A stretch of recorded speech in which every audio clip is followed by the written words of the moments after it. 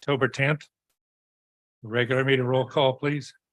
Councilmember Perkins, Here. Councilmember Rubio. Here. Councilmember Veros, Here. Vice Mayor Armstrong. Here. Mayor Hudson. Here. Would you please join me in the Pledge of Allegiance? I pledge allegiance to the flag of the United States of America and to the republic for which it stands, one nation, under God, indivisible, with liberty and justice for all.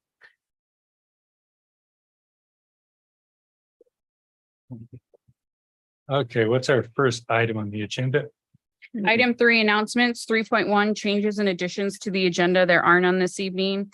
Item 3.2, if you'd like to speak under public comment or regarding an agenda item, please fill out a speaker card located in the back of the room and submit it to the city clerk. Item 4, public comment.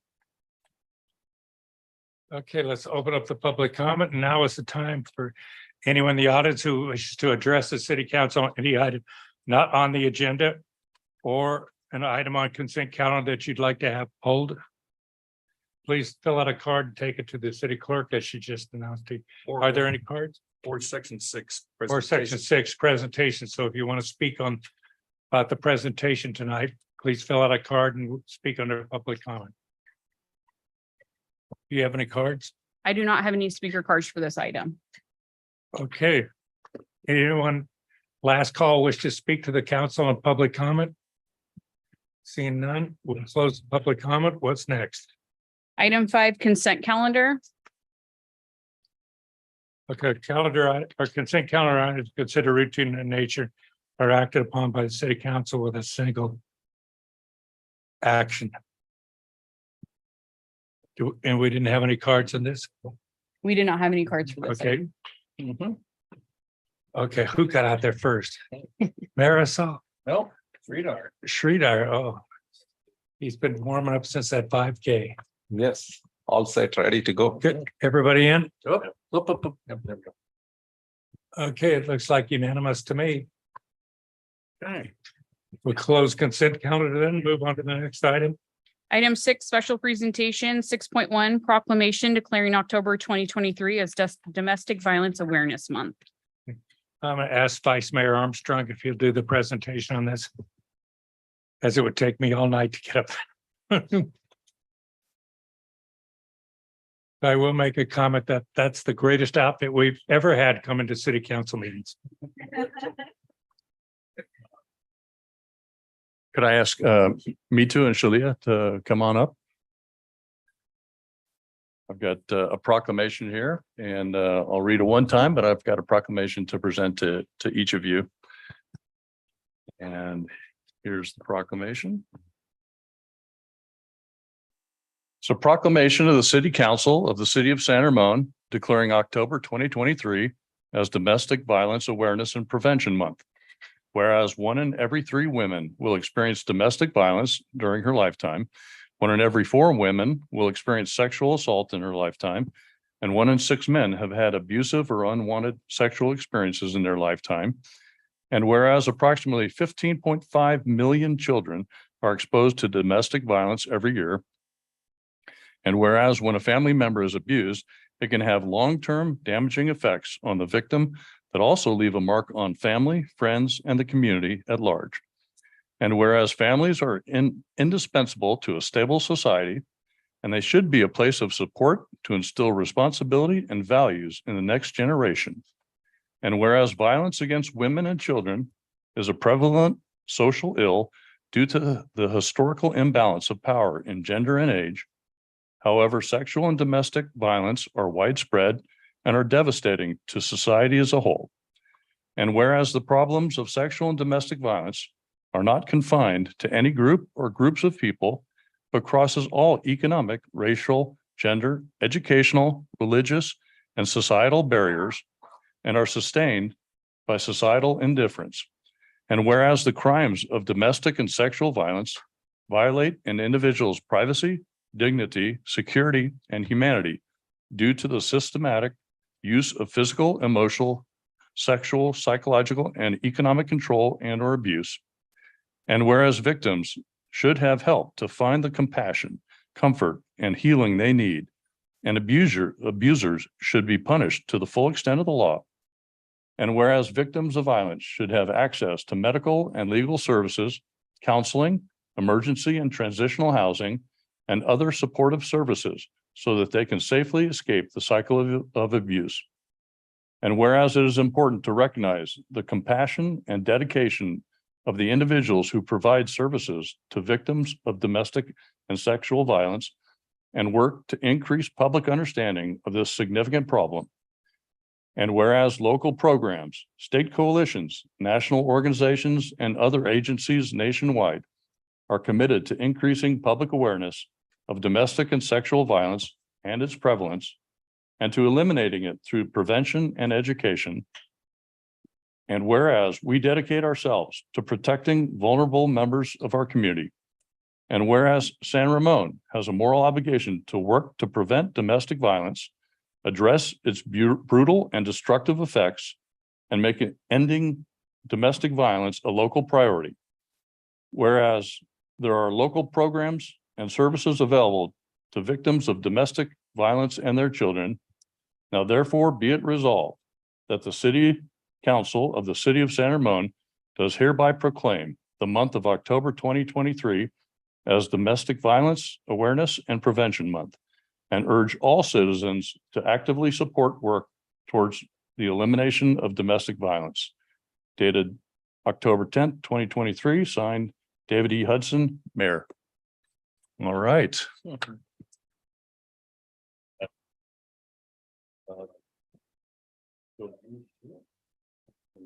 And we're gonna take a picture here too, but let me put yours here. Let me see. And you have 40 minutes to do a speech. Let's turn around and.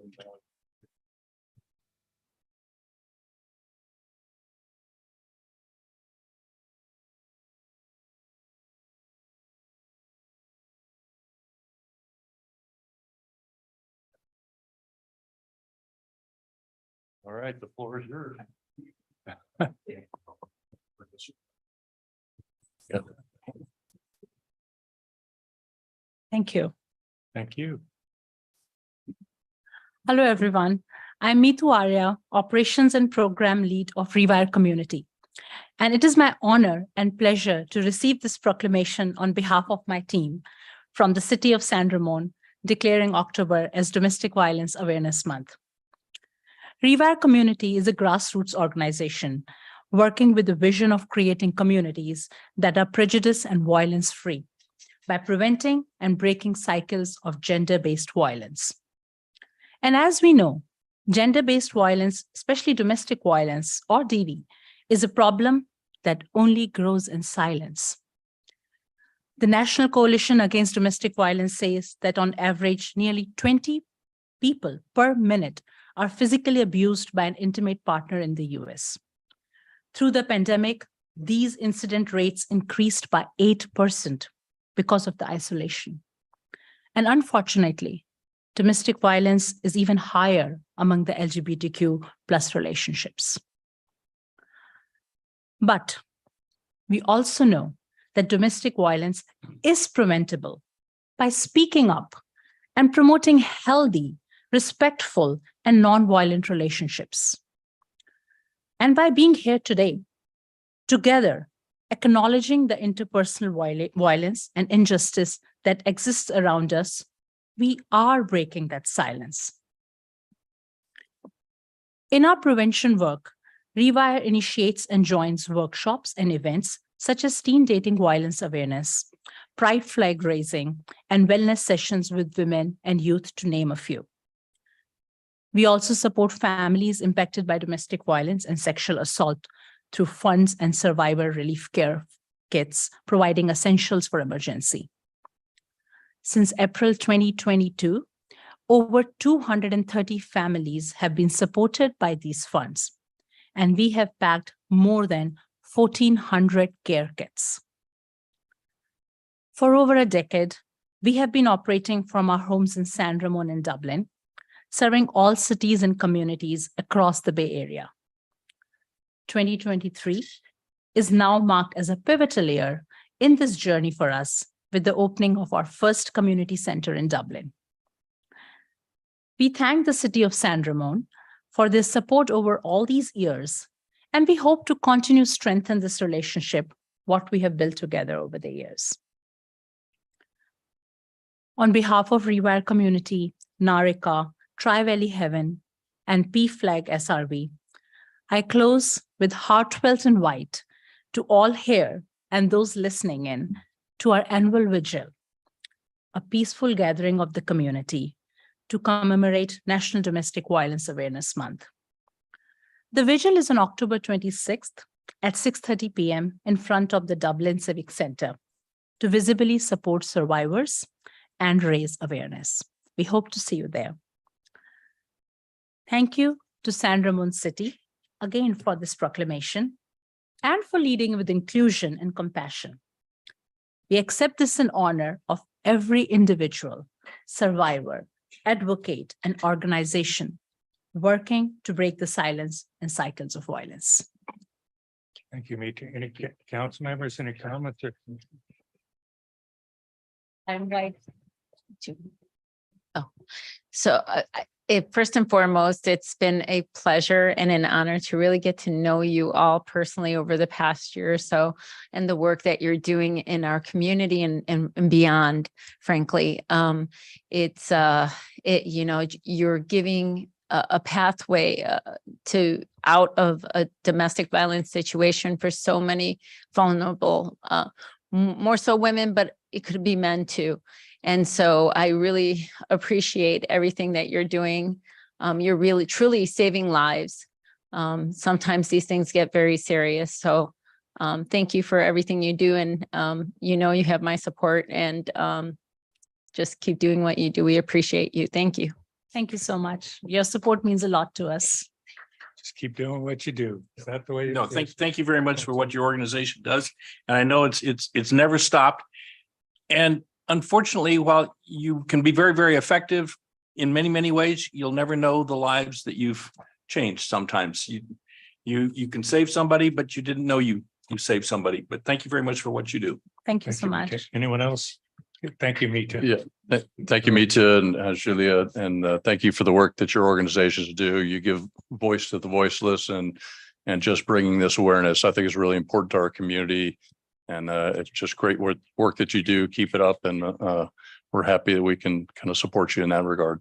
Thank you so much. We really appreciate the support, and over the years, it has really helped us grow here.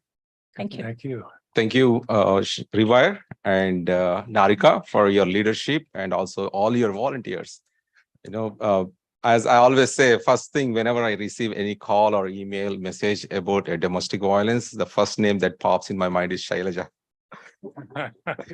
So it's just boom, I connect to that. So thank you very much. It's amazing that we have such a great leadership within our community who is helping to bring a quality of life for the people who are in most need at that. And also, I'm glad that I could able to attend your annual gala, Narika's annual gala, and it was great to hear all the great things that you're doing, especially 230 families you supported in 1 year is not a easy task. It's phenomenal task, right? So, and also one more thing, if I remember right, in the gala, I learned that you also started the transitional home service. That's a big one. Yeah. Yeah. I would Please invite do. Shaz- Please do. Ooh, watch I out. made sure that Shailaja gets up and speaks on that. Yes. I have a Yeah. small, if it's okay, if we have the time. So good evening to the San Ramon City Council, our sister organization, Rewire Community, advocates and community members present tonight. I'm Shailaja Dikshit. I'm the Executive Director of Narika. I'm honored to receive the proclamation on behalf of Narika team members, volunteers, board, and above all, the survivors that we serve. Narika has been serving the Bay Area community for over 31 years now. We provide supportive services to survivors of domestic violence. This includes a confidential helpline, case management services, mental health services, support groups, legal resources, referrals, and as City Council Sridhar Versey was just mentioning, we also opened our first transitional home in the Alameda County this year. And we have hopes of opening more because, as you all know, housing is a big problem, and it is an even bigger problem when you're facing domestic violence. Since January of this year, Narika has supported over 500 survivors of domestic violence, with close to 40, even more than 40 survivors coming from the Tri-Valley area alone. We currently have a dedicated advocate appointed to serving Contra Costa County, including the San Ramon City. And with the help of our sister organization here, Revire Community, we have initiated a support group dedicated to the Tri-Valley cities. In fact, our Contra Costa advocate couldn't be here tonight because that's where she is. She's holding the support group. I would really like to thank the city of San Ramon for not only stepping up to commemorate this month of awareness, but really showing your visible solidarity by the quick response we get to any email we send, not only to the city council, but even to the police department. There are times when we've sent flyers and we get an immediate response back from Tammy saying, we're going to distribute it. We're going to let folks know the resources exist. We truly appreciate that, and we are encouraged by that.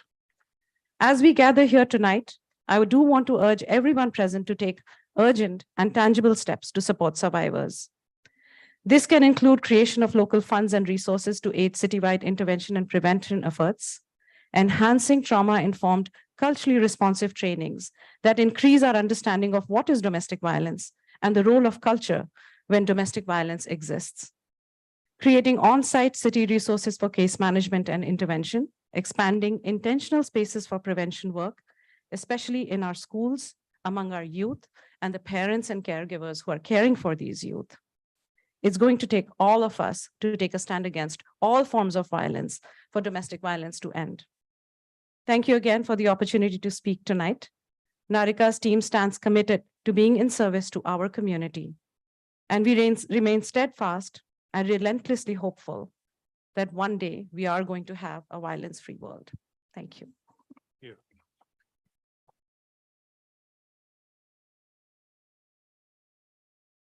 Okay, sir, anyone?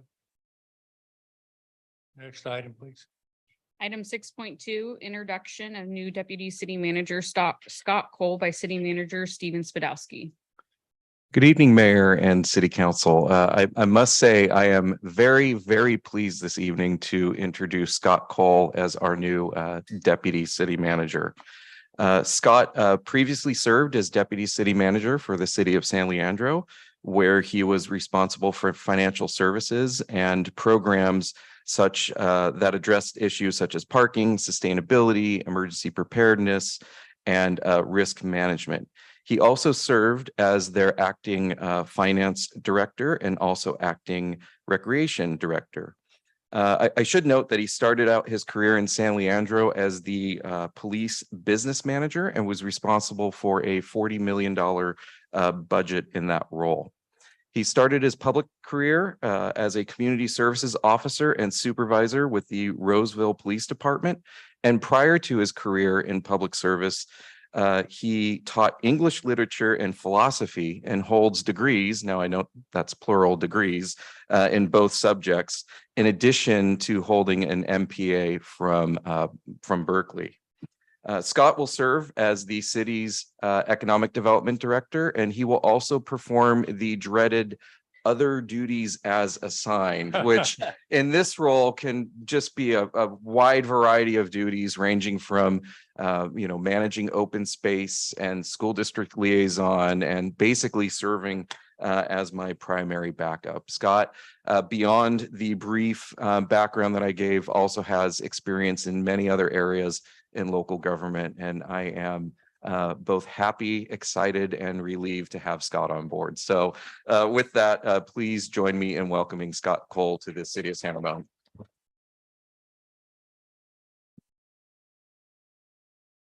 Good evening. I promise I'll keep it short. I just want to say thank you very much, Mayor, Council. It's been an incredible honor to join the team here. Thank you to City Manager Spadowski.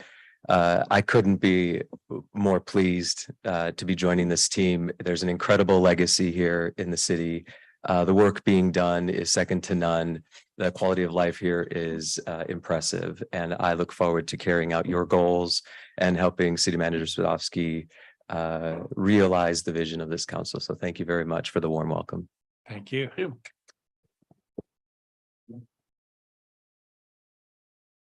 The good news is now when they yell Scott, they probably mean you, not me. You'll learn about that. Next item, please. Item 7, deferred consent items. There are none. Item 8, unfinished business. There is none this evening. Item 9, new business. 9.1, public hearing, introduction of ordinance next in line, repealing and replacing Chapter 12 Inclusionary Housing Residential Development Projects of Title C, Construction, Development, and Land Use, Division C4, Land Development of the San Ramon Municipal Code. Staff report by Annalisa Garcia, Assistant Planner, and Cindy Yee, Senior Planner. Let me ask, if I can, a question of the city manager before we get.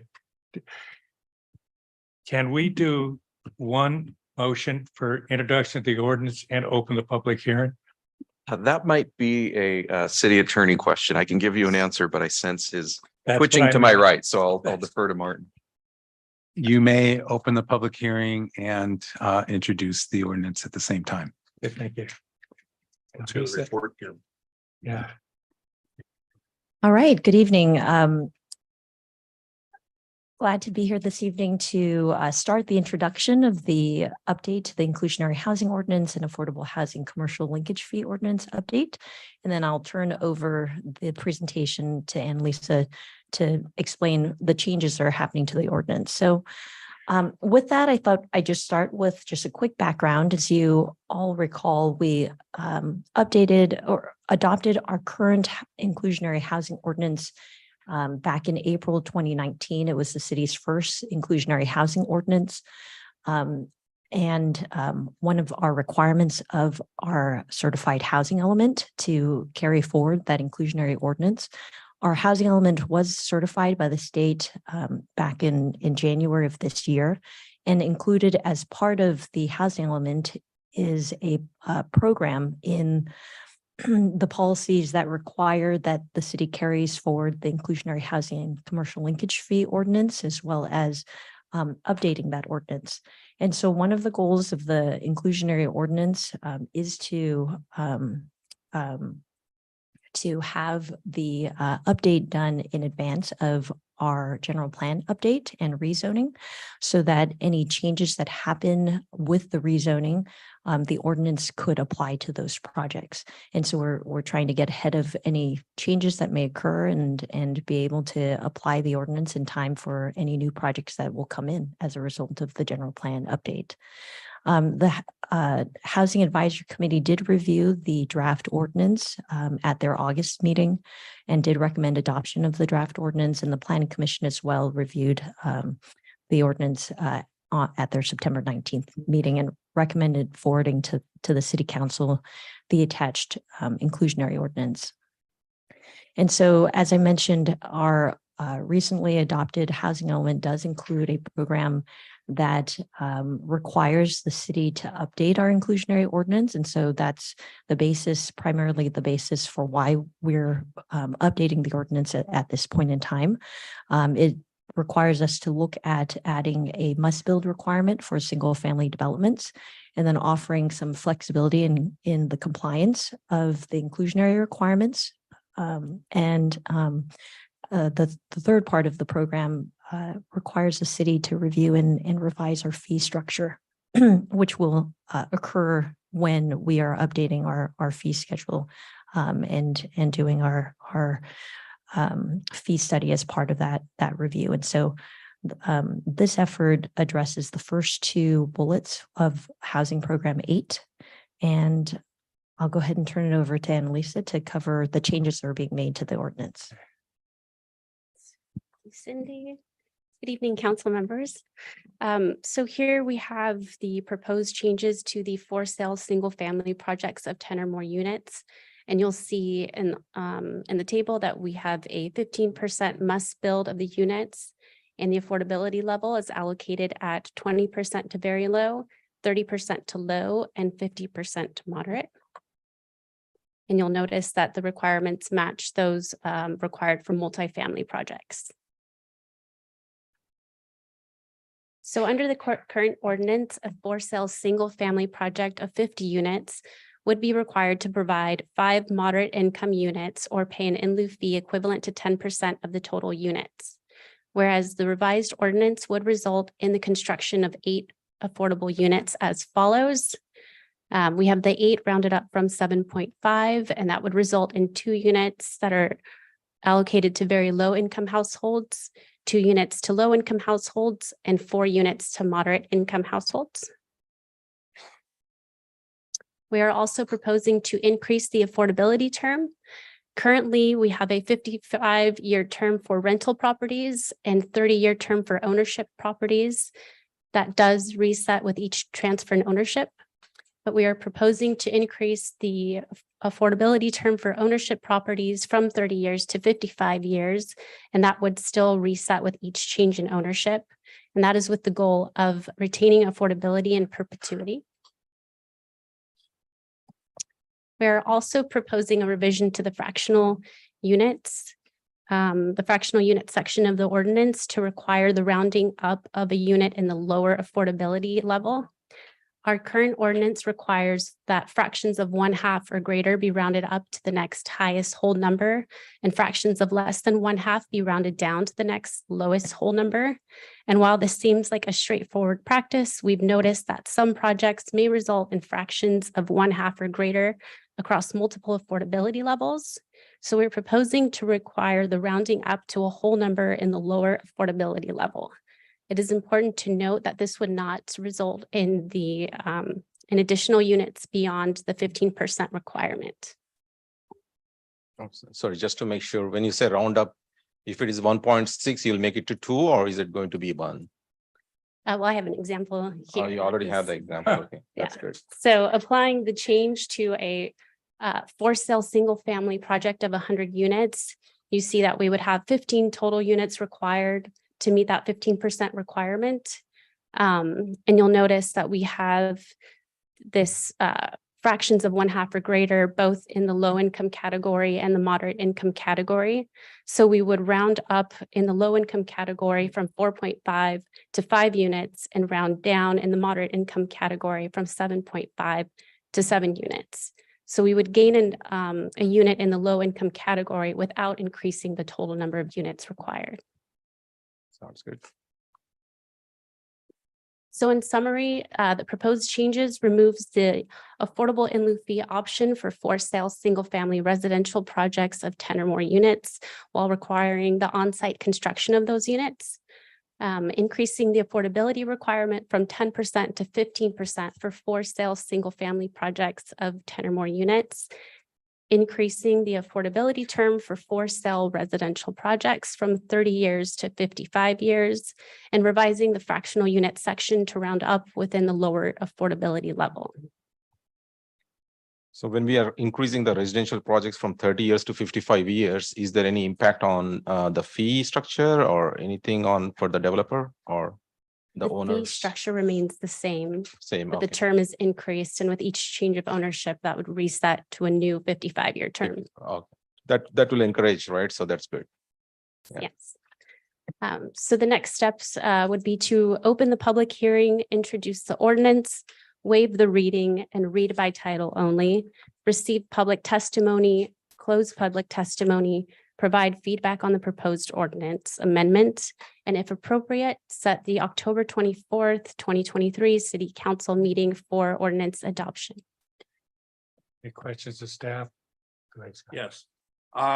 For projects of, 10 or less, how do we calculate the in lieu fee? So it would be for projects less than 10 units. Yeah, less than 10 would have the units. in lieu fee. And that is currently set at about $15 per gross livable square foot. Okay, how does that compare with other agencies in the region? Do you know? I happened to, there was an article in the newspaper, and I know I'm the last person to read a newspaper, but about Fremont had a particularly high in lieu fee, which really encouraged the construction of projects. And so I wanted to know some comparisons of how we calculate the in lieu fee and how it compares to other agencies in the region. Yeah, I can try to answer that. So the $15 per square foot was came through a fee study that was conducted by Kaiser Marston back in 2017 before we ultimately adopted our fee currently at $15 and change. That fee is will be different for every city because each city has different requirements for percentage that are set aside. For example, City of Dublin has a different minimum number of units that are set aside and a different number of fees for that project. In discussions with Dublin, that they estimated that because they don't do a fee per square foot, they charge on a per unit basis. When you actually do the math on how many dollars per square foot they're getting less than $15. And so they're looking actually right now about changing it instead of a per unit basis, change it to a per square foot basis like City of San Ramon. In Fremont, they have a little bit more flexibility in that they're in discussion with their community development department. They rather have fees for their city because they have the ability with a larger city to leverage that fee and actually construct projects and partner with projects, nonprofits, because they have more land available and redevelopment opportunities in Fremont. So it's a long-winded way of saying that fees are different in every city, which we will be reevaluating with the next fee study that we're going to be doing in the next year, and reevaluating that $15 a square foot. But you will be seeing that change with the next fee schedule update that we do through the fee study. With Fremont, you say that they really want the fees. I would think by raising their fees high enough, it would encourage developers to build instead of paying the fee.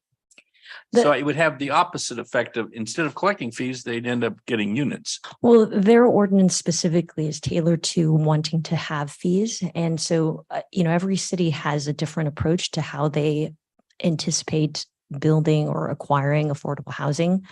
When you have perhaps a city that has a lot more apartment complexes or a lot more existing housing that could be rehabbed or extended periods of affordability for those, you really need the dollars in the bank to be able to pay for those extensions or modifications of those units, which is how Fremont encourages their affordable housing portfolio to be developed. And I think again, every city has their different unique circumstances. What we found, at least in San Ramon, is that because our land value is so high, it is a lot harder to take that money and then turn it around to construct units with that money. Even if we're partnering with a developer, oftentimes you need a lot more money in the bank to be able to do that. But we do recognize that the fee is low now, and that since 2017, when the study was conducted, costs of construction and labor, et cetera, has gone up. And so we do need to evaluate that fee and increase it. Okay. Can you describe what is the process for the seller of a affordable home? The first person entering that home, we know how that price is set through the county and AMI and all that kind of thing. That person, 3, 5, 8 years down the road, wants to sell. They're moving out. So how does the price get set? And how do you qualify, make sure that only qualified buyers are moving in? And is there any excess profit, and where does that excess profit go? So the way that our affordable housing agreements work, currently our affordable housing agreements are recorded with the developer. Once the developer ultimately sells that unit to an affordable household, that affordable household has a deed restriction that is recorded on their title. And that deed restriction is associated with a resale provision. So that resale provision requires that at the time that they are interested in reselling that unit, there are steps that they have to follow in order to be able to resell that unit and make sure that that unit gets recaptured as an affordable unit. There's a first right of refusal to the city. So they have to essentially write a letter to the city identifying that they're looking to sell the unit. And then the community development will then calculate what the current price of a affordable housing unit to be sold in that price range would be at the time of development or at the time of the letter. And we will tell them how much the unit can be sold for based on the current price of the unit. That unit then, the city has the option of first right of refusal to purchase that unit back from the property owner and then either take ownership of that or resell that out as the city. If the city is not interested at that point in time, then that unit would then go for sale to basically the affordable housing market. So they would market that unit as an affordable household to an affordable household. The pricing would be set. And when there's a qualified buyer that then signs the contract to purchase that unit, they would then, we would verify income and status, and then the transaction would go forward. As far as equity that's gained, as part of our calculations, we do look at how much money was put into the unit to make sure that there's a certain amount of that equity that goes back to the property owner for improvements and maintenance work that they've done. But there's generally not a whole lot of equity that's built because of the amount of the for sale price has to be in today's dollars, essentially sold at the same level of affordability that the original property owner has. But even though there's not a lot of equity that's built, that equity does go back to the owner who originally purchased that unit. Okay, and there's room in that transaction for realtors and the marketing process Yes, and escrow costs and all those other correct. Like transaction costs? exactly. So closing costs and Realtor commissions? commissions, et cetera. It details that specifically in the resale restriction agreement, how all of those costs would be shared and associated with buyer and seller. Okay, because that's a lot more complicated than for rent units. That's right. Thank you. I had one question. I'm not sure it has anything to do with the ordinance we're talking about, but are you hearing anything about extremely low income starting to become a problem? I'd like we may get hit with a percentage of need, like very low, so many low has so many extremely low. So currently, at least for our housing element, the allocation of very low income units from the state is there's a assigned number of very low income housing units. The way that state law works is that they generally expect that half of the very low income should be targeted or tailored for extremely low income, and then they have acutely low income now is another segment. But there is no allocation of required extremely low income, at least as of this current housing cycle. But it's coming. Okay. Mark? The only question I have tonight, we're really only talking about the inclusionary housing ordinance. I mean, we're not really talking commercial linkage fee, anything that discussion might take place later after the Nexus study and comparison of other cities and things like that, when we introduce a new fee schedule. Is that when we talk about that too?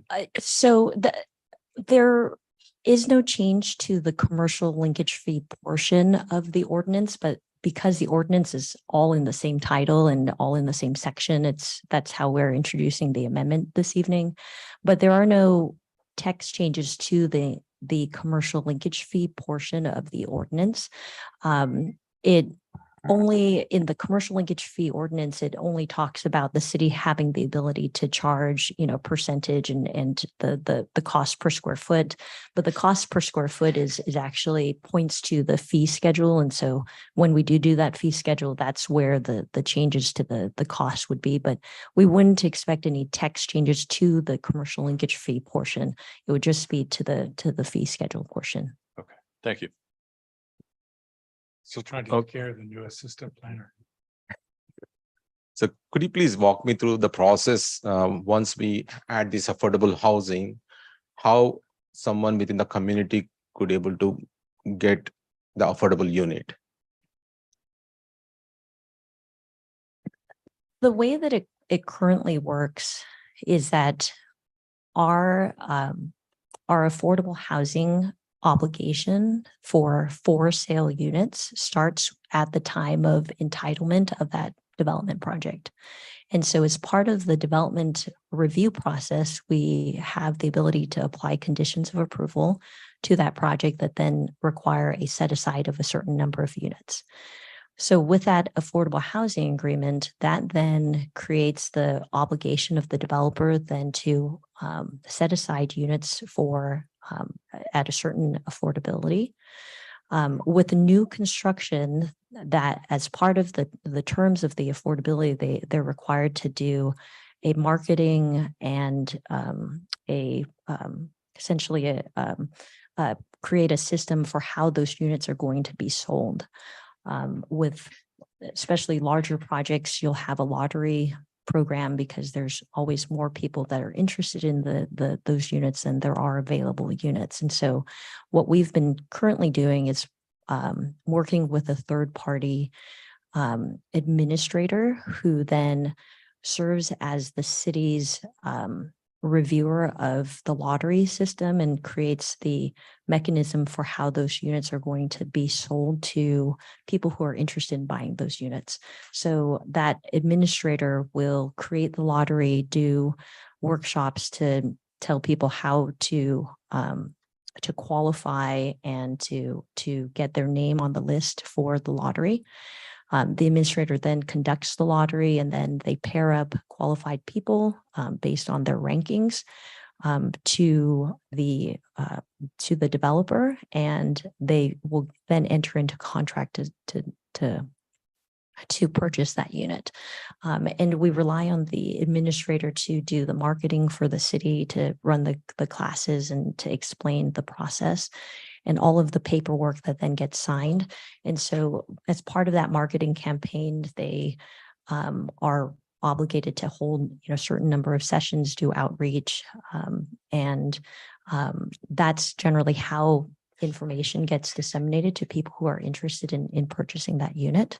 And then, ultimately, once the unit is paired up with a buyer, when that unit then goes to actually occupancy, then the city takes over in terms of monitoring the unit to make sure that it remains in compliance, that people continue to live there who originally purchased, and then any resales that may happen, we would be the primary contact for that. Great. Thank you. Cindy, one more follow-up question on that is regarding the priority. I remember asking this question to our consultant, Veronica. So do we have any priority where we can say like the priority goes to our city employees or our frontline, like SRPD and then fire district like that? Do we have any list like that? And could you please share if it is there? Priority preference is one of the programs that we've identified in our housing element as something that we need to adopt formally. We do currently have a priority preference system that was established with a project that had specifically identified in our general plan how we expected the priority preference to be done for that project. And we've been using that same preference system and carrying that forward with each new project. As far as providing preference for different demographics of people, there are some fair housing rules that the city does have to follow, and we do have to study who who the city can provide preference to make sure that it still falls within the fair housing requirements. But, in general, the city can apply preferences, but not all cities have the ability to require a living in the city preference or working in the city preference. So that has to be analyzed as part of the preference process. Okay, so it means we don't have any preference process at this point and we need to move forward. plan Right. For it. Right. Okay, cool. Thank you. Thanks, Cindy. Yeah. So if I could follow up on that, I mean, when I was looking at the city village preferences that are listed there, and it specifically talked about first responders as defined by California, the state of California, as well as I think it had to do with maybe city employees. But there may be some other groups that are missing in that, and maybe we look at maybe fine tuning the definition of first responders, or maybe we look at adding in military or specifying other, teachers or something like that. Maybe there's other categories. How do we review that? And what's the process to review those preferences and priorities, and then include that for future projects that go for the drawing application? Yeah, that's a great question. So we envision it to be a two-step process over the next couple of months, that we're going to be tackling the program that requires the city to adopt a priority preference policy. Step one is looking at, and actually policy committee will be seeing this in the very near future, is on projects that are city funded, meaning that the city has provided some funding to that project to get it in, to aid in the construction of those units. You'll be seeing that policy start with the policy committee and then work its way to city council within the next couple of months. And then the second step is looking at projects that may not get city assistance, because there are different rules that apply to when the city isn't necessarily funding it. A different priority preference system there that we'll be taking on as a larger priority preference. General Plan 2035 had previously identified priority preference and what types of preferences the city was interested in including, which is why with projects like City Village, we had some language from the general plan that helped assist in creating the preferences for this particular project.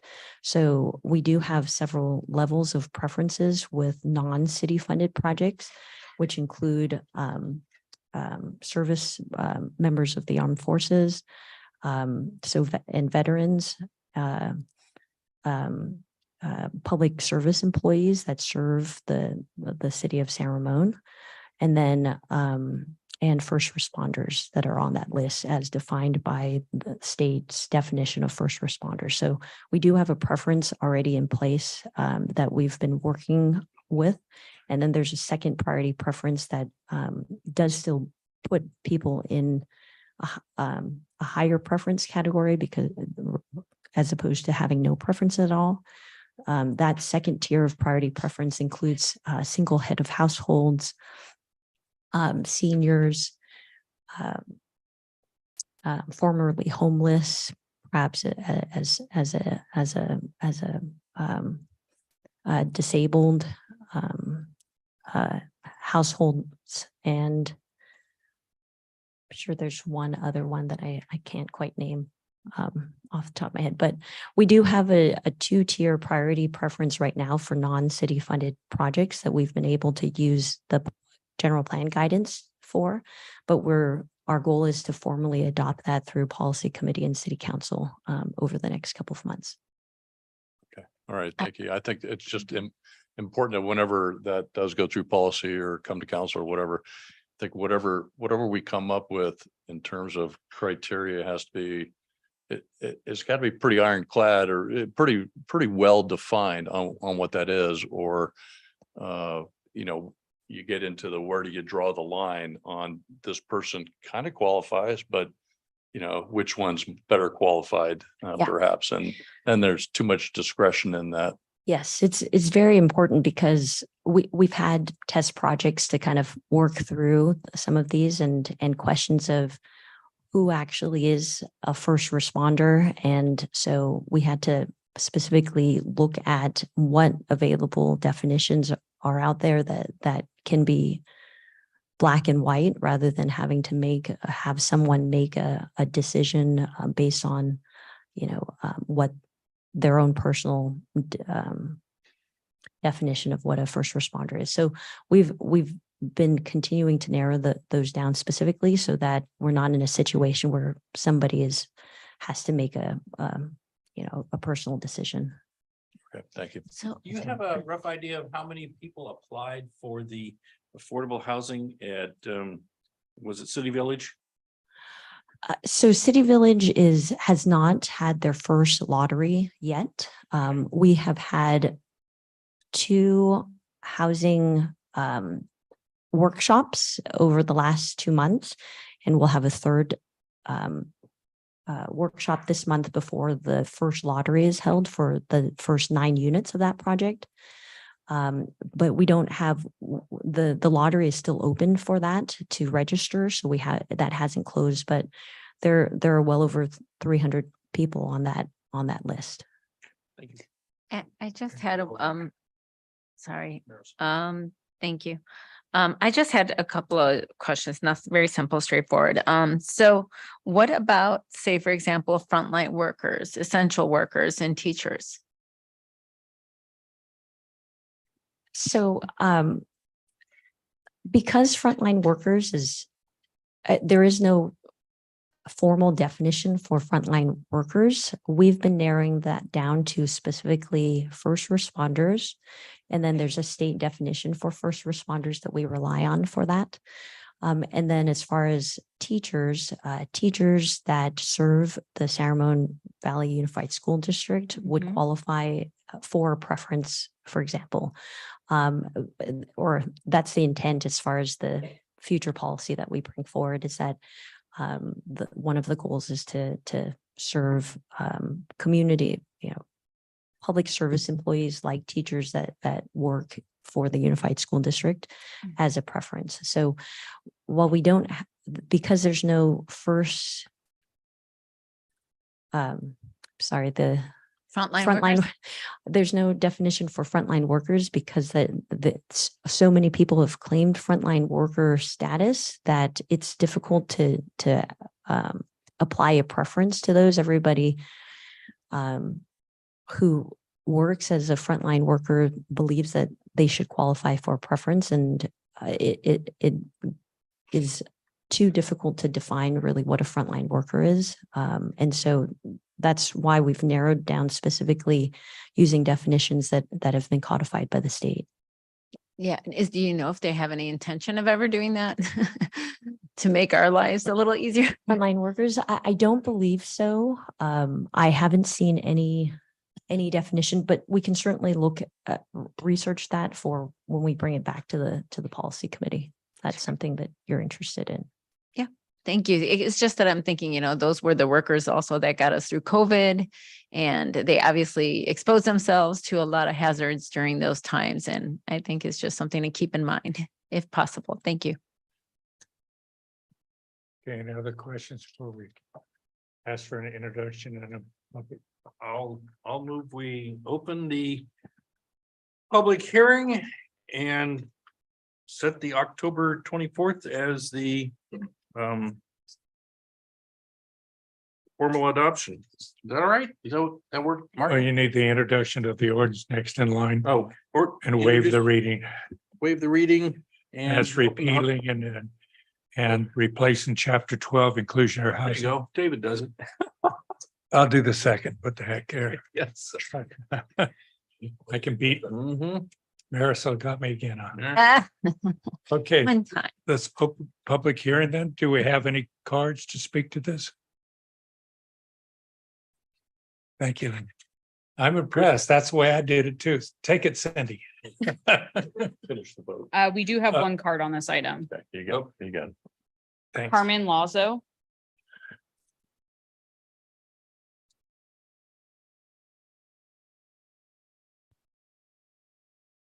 Good evening, Mayor and Council Member. Are you hearing me? Yes. Okay, gracias. I would like first, thank you for allowing me to speak in tonight. My name is Carmen Lazo. I'm in the union for almost 18 years.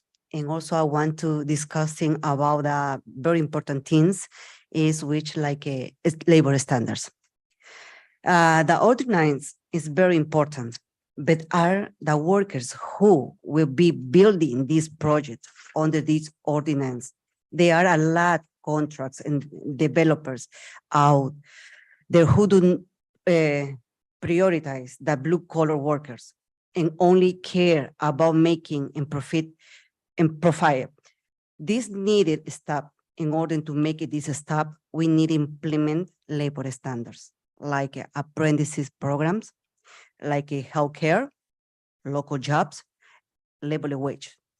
Number one, apprenticeship programs be like men's and women's can be create a career like I did for almost 18 years and give you more opportunities in life. Number two, healthcare is very important for all families. In my case, I have my husband, he's disabled. He had a disease called Guillain-Barré. He breathed by the machine every day. He had dementia. He can move in the bed. But with my job, I can affordable have everything he needed. My insurance cover everything, almost 95%. It's about my work. That's right now what we needed for us. And also local jobs. That means working close to house, spend more time with families. We don't need to drive so far away, miles and miles. Number four, the labor weights is we have decent salaries for our families, so we can pay our expenses. We don't need dependent every single week, whatever minimum money is. We can enjoy life. We can thinking about our kids in future, create more money for all the kids go to the college, to the university. It not depends for the state programs, nothing like that. So we can create all the futures for them. I hope so you consider my comments and God bless you. Good night. Thank you. Thank you. Next speaker, please. That was the only speaker card I had for this item. Okay, we'll close the public comment part of it. What's the pleasure of the council?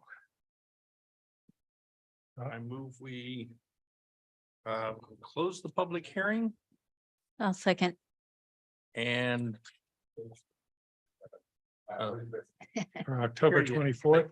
and we bring this ordinance forward for adoption on October 24. Okay, Oh, we got everybody? no. No, who do we lose? This is Armstrong. Armstrong's away. Armstrong guy again. Put me in there. Okay. I will. There you go. There we go. Okay. Actually, I was under the impression that all of the projects that we do over here have livable wage, so I guess we got one of the comments taken care of. Okay. Okay. Next item, please. Before we move on, do we need a motion to set the ordinance for October 24th? I just included did that. Included in the I first one? included Yeah. that. Thank you. Item 10, city manager and city council member comments and matters initiated. All right. Good evening once again, Mayor and members of the council. I do have a few items to bring up this evening.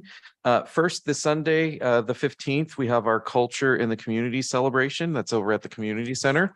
There will be multicultural performances, cultural booths from around the world, and children's crafts and activities. I believe that starts at 10 o'clock. Did I get that right, Kathy? Yeah, 10 o'clock. For the starting time. And then you also heard this evening, Cindy mentioned that the first 9 below market rate units at City Village will be going to a lottery. The deadline to apply for that is Friday, October 27th at 5 p.m. You can apply by going to the website housekeys6.com or by calling 1-877-460-KEYS for more information. And then the final item this evening, and it will be later this evening, we'll be getting out in plenty of time. On ABC Channel 7 at 11 p.m., we had our very own Chief Carlson interviewed for a story regarding the launch of the behavioral health program. So that'll be either airing live at 11 or no, might be a link posted at 11. There you go. No more live TV. I had to remember what number ABC was even associated with. It's been so long watching live TV, but yeah, so Denton will send out the link once that's posted. And that's the sum of my comments for this evening. Okay.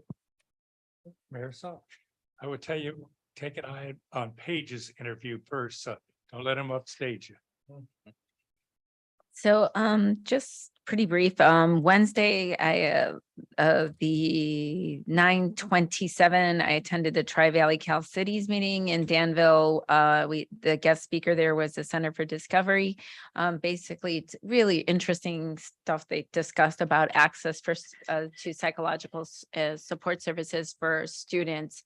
I think it was what they're doing is very well thought out, and it's important work that they're doing to make sure that, students are able to do their best in school, and they can't do it if they don't have that support when they direly need it.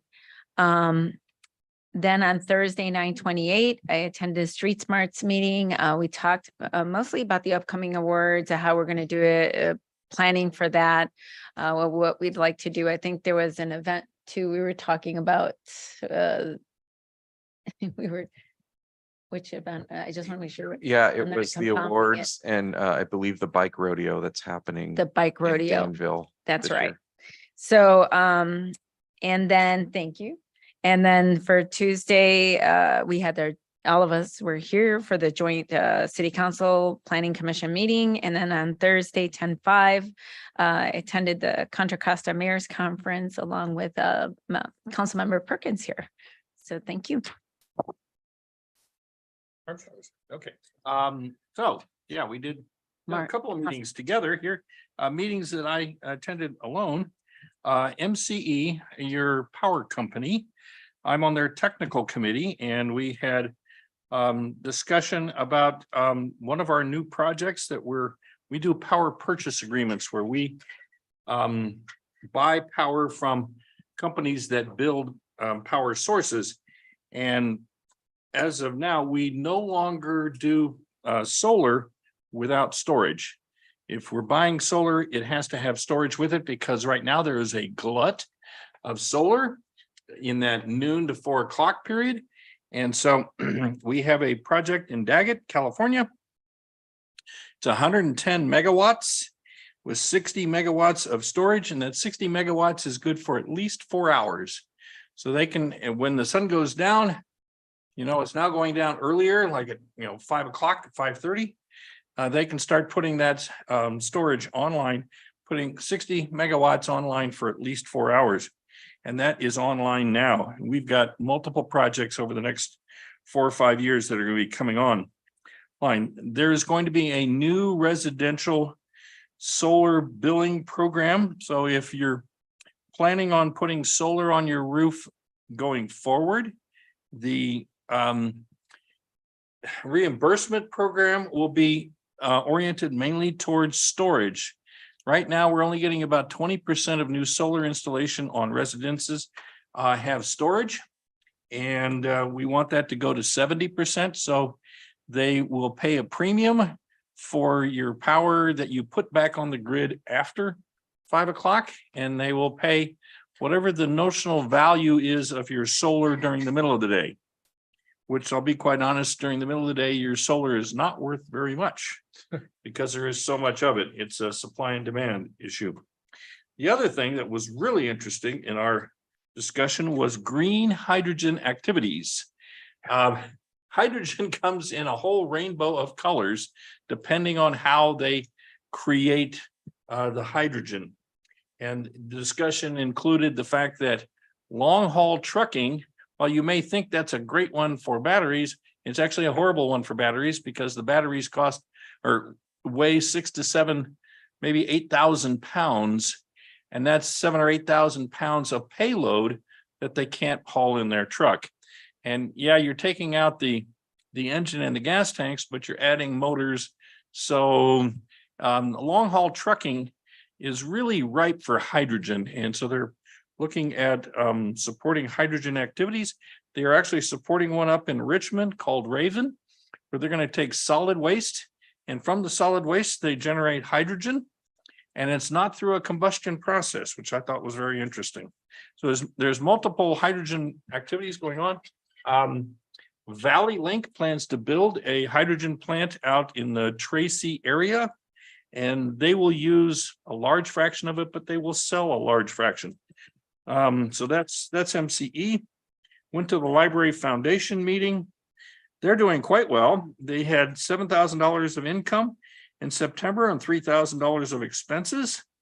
Their mega book sale, they had it was $3,700 of income over the last 3 months through their on-site book sale shop. They've sold $3,600 of books, and they have assets of $180,000. So they have been supportive in the past of enhancing programs. They spend about $40,000 to $50,000 a year on programs at our libraries, and they've helped out with some of the fixed assets there as well.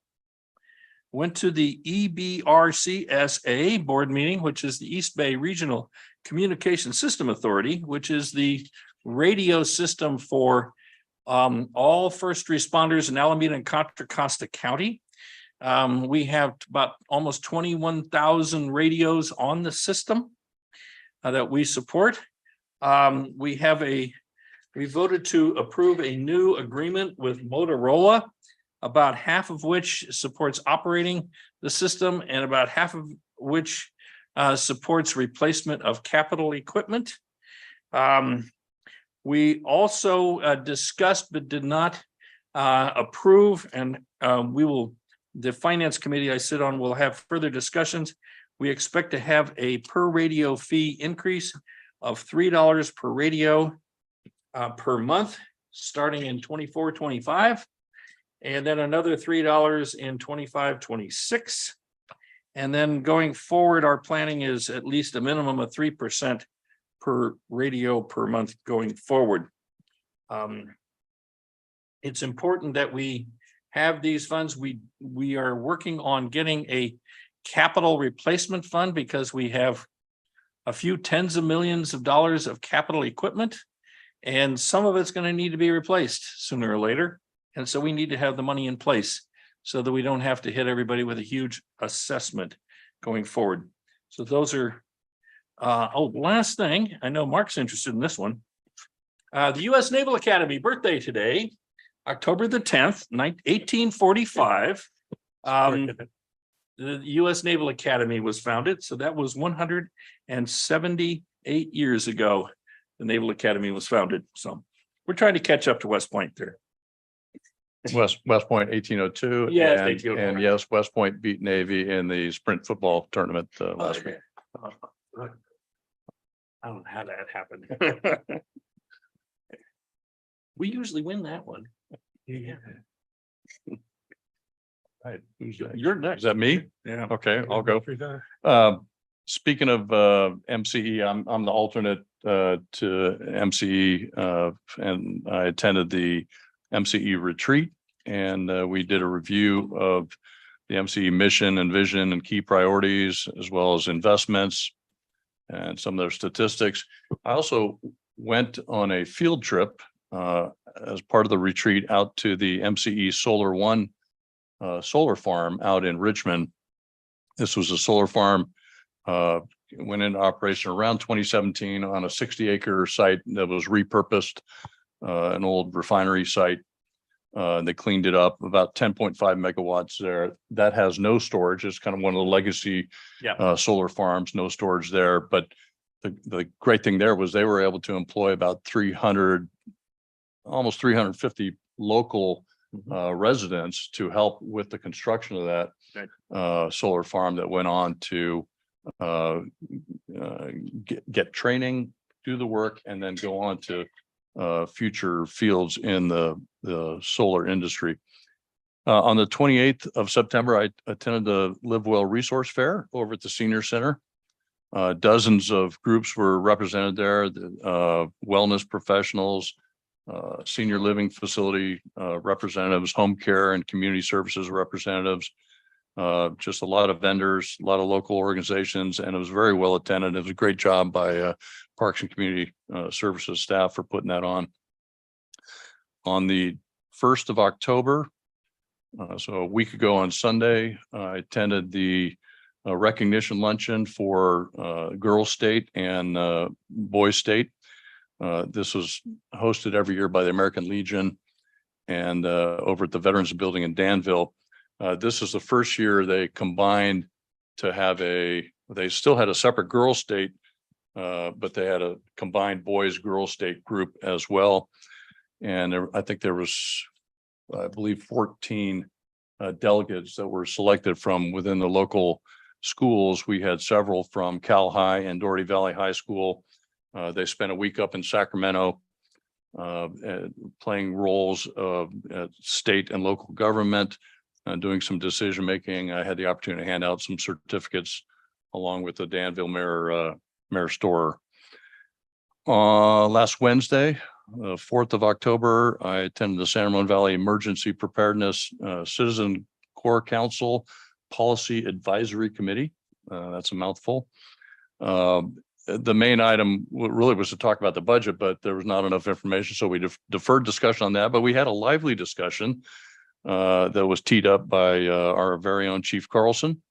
He talked about critical incident notifications and how in the past it's primarily been social media pushes. We'll still put out the information, but we're going to start referring people to the San Ramon Police Department website where the real-time updated information will be. So we'll still use the Nixle system and all that for alerting, but we had a good discussion on that.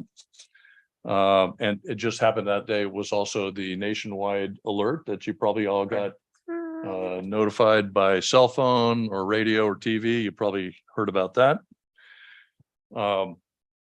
This past Saturday, October 7th, I was over at Forest Home Farms for Oktoberfest, put on by the San Ramon Historic Foundation. Another great job by our parks folks and the Historic Foundation putting that on.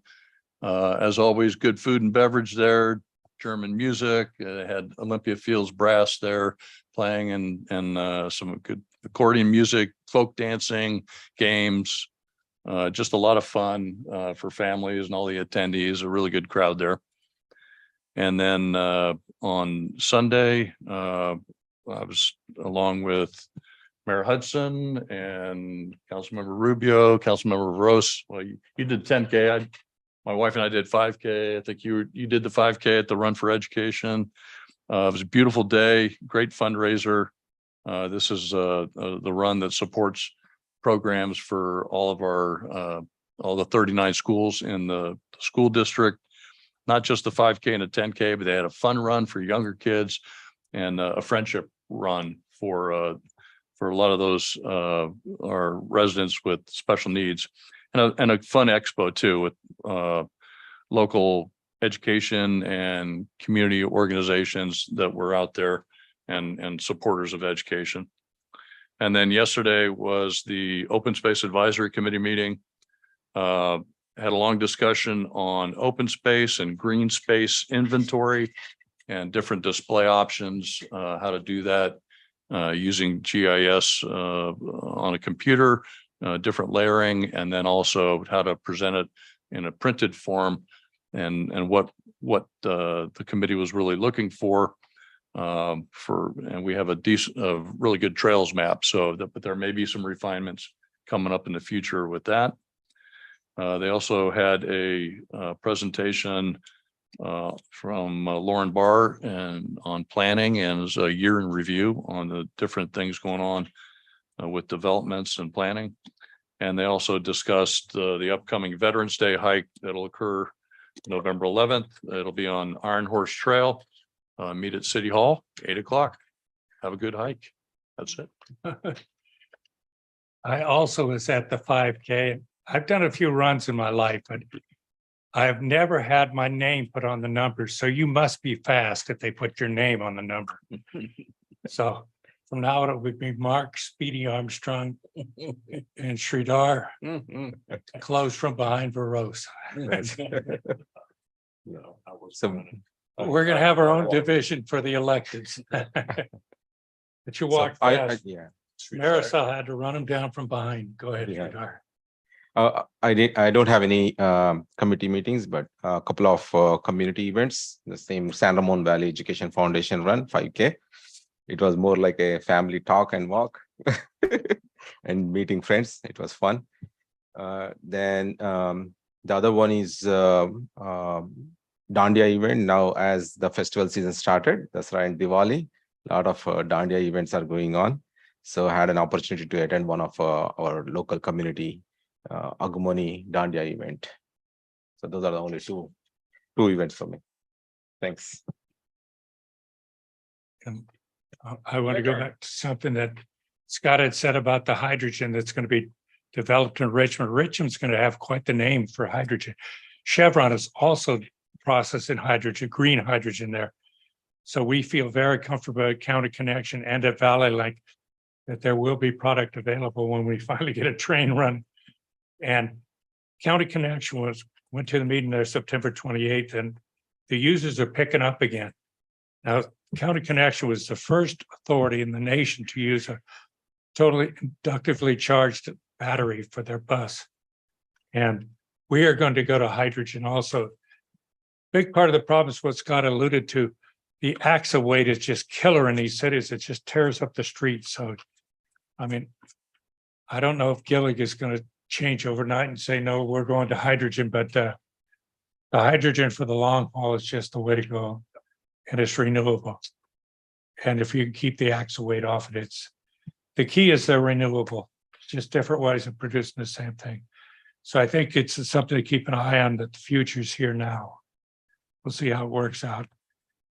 And also at the mayor's conference meeting, which I'm totally impressed with. I didn't realize how strong our city manager was. If any of you remember that slope at Pleasant Hill is, my wife tried it first and then she passed the baton. Steve Spadowski, that is one steep hill to be pushing. You know, there is an elevator there. Well, yeah, they told us afterwards. All right. But it was, it was a good event. I'm actually looking forward to, we're hosting it in December. Outside of that, what's the next item?